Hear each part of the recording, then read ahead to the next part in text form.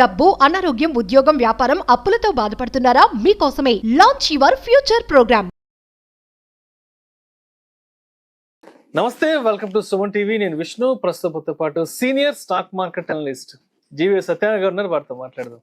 Sir నమస్తే. Sir నమస్తే. సత్యనారాయణ గారు, రిలయన్స్ ఇండస్ట్రీస్ లిమిటెడ్ వాళ్ళు ఆంధ్రప్రదేశ్లో 65,000 కోట్ల రూపాయల పెట్టుబడులు పెట్టబోతున్నారు. సో ఈ పెట్టుబడుల వలన ఏపీలో దాదాపు 2,50,000 మందికి ఉపాధి ఉద్యోగ అవకాశాలు రాబోతున్నాయి. అది కూడా కాకుండా ఇంత పెద్ద ఎత్తున పెట్టుబడులు పెట్టడం రిలయన్స్ వాళ్ళు గుజరాత్ బయట ఫస్ట్ టైం ఇంత పెద్ద, అంటే ఎక్కువగా కూడా వాళ్ళ ఇన్వెస్ట్మెంట్స్, వాళ్ళ ఇండస్ట్రీస్ అంతా కూడా గుజరాత్ లో పెడుతుంటారు. సో గుజరాత్ కాకుండా ఫస్ట్ టైం బయట స్టేట్ లో ఇంత పెద్ద మొత్తంలో పెట్టుబడులు పెట్టడం ఇదే మొదటిసారి అంటూ కూడా ఇవాళ ఒక ఆర్టికల్ ప్రధానంగా అన్ని దినపత్రికలు కూడా రావడం జరిగింది. దానికి సంబంధించిన పూర్తి వివరాలు తెలియజేయగలరు? ఓకే, ఇప్పుడు జనరల్గా ఏం జరుగుతుంది అంటే, ఎప్పుడైతే కొత్త గవర్నమెంట్ ఫామ్ అయింది, ఇప్పుడు ఆంధ్రప్రదేశ్లో కొత్త గవర్నమెంట్, వేరే గవర్నమెంట్, ఇప్పుడు తెలంగాణలో ఇట్లా స్టేట్లో ఏవైతే ఎలక్షన్స్ 5 ఏళ్ళకి ఒకసారి జరుగుతాయో, కొత్త గవర్నమెంట్ ఫామ్ కాగానే వాళ్ళు ఏం చేస్తారు అంటే, మా స్టేట్ని డెవలప్ చేయాలి, మా స్టేట్ని ఒక అభివృద్ధి పథంలో తీసుకుపోవాలి, మా స్టేట్కి ఒక గుర్తింపు రావాలి అని చెప్పేసి వెంబటే ఏం చేస్తారు, వాళ్ళు ఫారెన్ ట్రిప్ వేయటం, ఫారెన్లో ఏవైతే మంచి కంపెనీలు ఉన్నాయో, ఇప్పుడు మీరు అన్నిట్లో ఏపీలో ఏదైతే ఉందో లోకేష్ ఇప్పుడు అమెరికా పోవటం, టెస్లా వాళ్ళతో కూడా చర్చలు జరపటం, నెక్స్ట్ ఇప్పుడు మన ఇండియాలో ఏవైతే టాప్ కంపెనీస్ ఉన్నాయో, రిలయన్స్ లాంటివి, టాటా లాంటివి, వీటన్నిటితో చర్చలు జరపటం, ఆ చర్చలు ఒక కొలిక్కి వచ్చినాక ఒక MOU కుదుర్చుకోవటం, దీన్ని అన్ని ఏమంటాము అంటే SEZ అంటారు, స్పెషల్ ఎకనామిక్ జోన్స్. ఒకప్పుడు ఇండియాలో మన మోడీ గారు అక్కడ CM గా ఉన్నప్పుడు ప్రతి సంవత్సరము ఒక పారిశ్రామికవేత్తల గురించి ఒక సమిట్ పెట్టేది.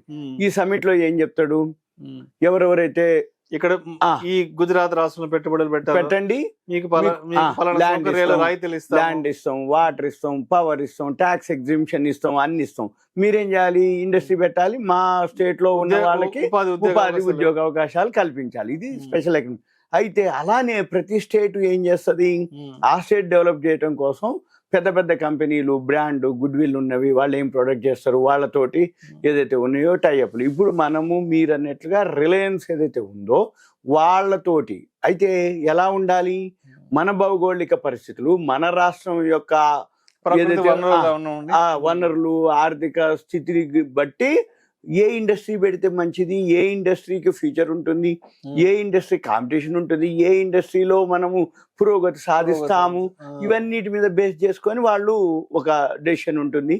మీరు అన్నట్టు ఇప్పుడు రిలయన్స్ ఉంది, ఫస్ట్ గుజరాత్ లోని ఏంటి చెప్పినా ముందు గుజరాతే, తర్వాతనే ఇండియాలో మిగిలిన రాష్ట్రాలు. ఈ మిగిలిన రాష్ట్రాలు కూడా కొంతమంది సపోర్ట్ చేయటం, చేయకపోవటం, లేకపోతే టర్మ్స్ కండిషన్స్ కుదరకపోవడం, లోకల్ స్టేట్ గవర్నమెంట్ తో సఖ్యత కుదరకపోవడం, అందుకని ఎక్కువ శాతం వాళ్ళు ఏం చేస్తారు, గుజరాతే ఉంటుంటారు. ఇప్పుడు వీళ్ళు ఎవరైతే కొత్త గవర్నమెంట్ ఫామ్ అవటం, వాళ్ళతోటి అంటే మాట్లాడడం, చర్చలు జరిపినప్పుడు ఫేవర్ గా ఓకే అనిపించింది అనుకోండి, అప్పుడు ఓకే అని ఏ రాష్ట్రానికి ఎవరైతే ఉన్నారో. ఇంకోటి కూడా ఏదైతే కంపెనీలు కూడా ఎలా పెట్టుబడి పెడతాయి అంటే, ఉటినే మా స్టేట్కి వచ్చి మీరు పైసలు పెట్టండి అంటే పెట్టరు. వాళ్ళు ఏం చూస్తారు, ఈ స్టేట్లో ఏ గవర్నమెంట్ ఉంది, వాళ్ళు ఎలాంటి వాళ్ళు, వాళ్ళకు ఉన్నటువంటి ఎక్స్పీరియన్స్ ఏంది, రేపు మళ్ళీ అన్ని స్టార్ట్ చేసి అన్ని అయిపోయినాక మధ్యలో మళ్ళీ ఆగిపోకుండా, అంటే వాళ్ళ గుడ్ విల్ మళ్ళీ ఈ గవర్నమెంట్ నిలబడదా, ఎంతవరకు పర్మిషన్స్ ఇస్తారు, ఏమి ఇస్తారు, తిప్పరా అన్ని ఆలోచించినాకే వాళ్ళు కూడా ఎంటర్ అవటం. ఇప్పుడు ప్రజెంట్ ఎవరైతే మన ఆంధ్రప్రదేశ్ లోకేష్ ఉన్నారో ఆయన పర్యటన చేయటం.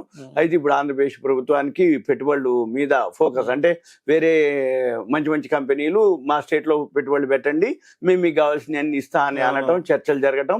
ఇప్పుడు ఏదైతే రిలయన్స్ ఉందో అది వితిన్ 1 year లోపలనే జరిగినట్టుగా వాళ్ళు అనౌన్స్ చేయడం జరిగింది.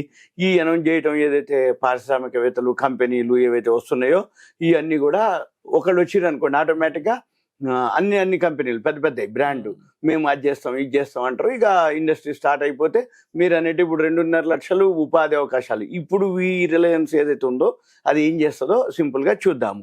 అయితే వీళ్ళు ఏదైతే పెట్టుబడులు పెట్టడానికి ముందుకు వచ్చిర్రో, నెక్స్ట్ 5 years ప్లాన్ అనమాట. అంటే ఇప్పుడు వీళ్ళు కొత్త గవర్నమెంట్ ఫామ్ అయింది కాబట్టి ఓ 5 years ఉంటారు కాబట్టి ఈ 5 years ప్లాన్, ఈ 5 years లో వీళ్ళు ఎవరైతే రిలయన్స్ ఉందో 500 compressed biogas plants, biogas plant అంటే పేడతోటి ఏదైతే బయో అన్నమాట గ్యాస్ ప్లాంట్లు. ఇప్పుడు మీకు చాలా ఏళ్ల కింద నుంచి కూడా విలేజెస్ లో ఈ అంటే బర్రెలు ఎడ్లు అవి ఉంటాయి. ఈ పేడంతా కూడా ఎరువు కింద వాడేది ఏది పొలాల్లోకి, గోబర్ గ్యాస్ రైట్. ఇప్పుడు బయోగ్యాస్ అన్నమాట. ఇప్పుడు మన పని ఏంది, ఏదైతే ఎప్పుడైనా కానీ ఉన్నటువంటి వనరులని వాడుకొని, ఇప్పుడు సోలార్ పవర్ ఉంది, వారి అని ఒక కంపెనీ ఉంది, కొండల్లో గుట్టల్లో సోలార్ పవర్ ప్యానల్ అంటే ప్యానల్స్ పెట్టడం, దాని నుంచి ఒక పవర్ జనరేట్ అవటం అంటే ఏంది, సూర్యరశ్మిని కూడా వేస్ట్ కు పోనీయకుండా కొండల్లో గుట్టల్లో ఉట్టినే సూర్యరశ్మి పోతుందని సోలార్ ప్యానల్స్. ఇప్పుడు ఎన్ని కంపెనీలు వచ్చినాయి, మన ఇంటి మీద పెట్టుకోండి మీరు సోలార్ ప్యానల్స్, లోన్ ఇస్తాం, సబ్సిడీ ఇస్తాం. అట్లా ఇప్పుడు ఈ ఏదైతే ఆంధ్రప్రదేశ్ కి వీళ్ళు రిలయన్స్ వాళ్ళు 500 కంప్రెస్డ్ బయోగ్యాస్ ప్లాంట్లను ఏర్పాటు చేయడానికి రెడీ అయిపోయింది. దీన్ని ఏమంటారంటే క్లీన్ ఎనర్జీ కింద. అంటే ఫస్ట్ మీరు అన్నట్టు గుజరాతే కాకుండా ఫస్ట్ టైము రిలయన్స్ వాళ్ళు గుజరాత్ తర్వాత ఆంధ్రప్రదేశ్కి వస్తున్నారు అని చెప్పటం. రెండోది అతిపెద్ద పెట్టుబడి, ఏదో 500-1000 కోట్లు కాదు, 65,000 కోట్లు, 5 సంవత్సరాలు 500, మళ్ళీ ఒక 2.5 లక్షల మందికి డైరెక్ట్ ఇండైరెక్ట్ ఉపాధి అవకాశాలు, అంటే ఎంప్లాయ్మెంట్ సింపుల్ గా. అయితే దీంతో ఏంటంటే ఒక్కొక్క ప్లాంట్ కి 130 కోట్ల రూపాయలు వాళ్ళు ఎస్టిమేషన్ వేయడం జరిగింది. ఇది కూడా ఎక్కడ చేస్తారంటే బంజరు భూముల్లో, అంటే అది ఎటువంటి ఉపయోగం లేనటువంటి వ్యవసాయ అనుకూలత లేనటువంటి వాటిల్లోనే ఇవి ఏర్పాటు చేస్తారనమాట. అంటే ఏమైతుంది, అది ఇప్పుడు వేస్ట్గానే ఉంది, ఉటికినే ఉంది, దాన్ని వీళ్ళు వాడుకొని ఈ బయోగ్యాస్ ప్లాంట్లు పెట్టడం, దాన్ని డెవలప్ చేయటం. దీనివల్ల ఏమైతుందంటే ప్రత్యక్షంగా పరోక్షంగా ఉద్యోగ అవకాశాలు రావటం, ఇన్కమ్ రావటం, రిలయన్స్ కి అంటే రిలయన్స్ ద్వారా ఈ స్టేట్ డెవలప్ కావటం, దాంతో పాటు క్లీన్ ఎనర్జీ అనమాట. అంటే ఇదంతా కూడా క్లీన్ ఎనర్జీ కింద. ఇప్పుడు ఇది ఏదైతే ఇది ఎవరు చూస్తారంటే అనంత్ అంబానీ చూస్తున్నారు అనమాట, ముఖేష్ అంబానీ వల్ల. అందుకని ఇప్పుడు ఈ ఏపీ క్యాబినెట్ లో కూడా వీళ్ళు సబ్ కమిటీ ఏదైతే మన లోకేష్ గారు ఉన్నారో ఆయన దీనికి సంబంధించినటువంటి ప్రణాళికల్ని ఖరారు చేయడం జరిగింది. దీంతో పాటు ఇప్పుడు ఆంధ్రప్రదేశ్ పరిశ్రమల శాఖ ఈ రిలయన్స్ మధ్యలో ఈ చర్చలు జరిగి ఇవాళ అంటే మనం మాట్లాడుతుంది ఏదైతే 12 నవంబర్ ఒక ఎంఓయూ కూడా విజయవాడలో కుదుర్చుకుంటాం అని చెప్పేసి చెప్పడం జరిగింది.